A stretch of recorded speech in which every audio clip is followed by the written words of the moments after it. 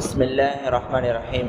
हज़रत इब्न अब्बास रज़ी अल्लाह तआला अन्हु खां रिवायत है त नबी करीम सल्लल्लाहु अलैहि वसल्लम इरशाद फरमायो, हक़ ताला शानो रमज़ान शरीफ़ में रोज़ानी इफ़्तार जे टाइम ते अहिड़नि 10 लख माण्हुनि खे जहन्नम खां बरी फरमाए थो जेके जहन्नम जा मुस्तहिक़ थी चुका हुजनि था। ऐं जॾहिं रमज़ान जो आख़िरी ॾींहुं हुजे थो त पहिरीं रमज़ान खां अॼु ॾींहुं ताईं जेतिरे क़दुरु माण्हू जहन्नम खां आज़ादु कया वञनि था उन जे बराबरि हिकु ॾींहं में आज़ादु इन ॾींहं जे अंदरि आज़ादु फरमाए थो।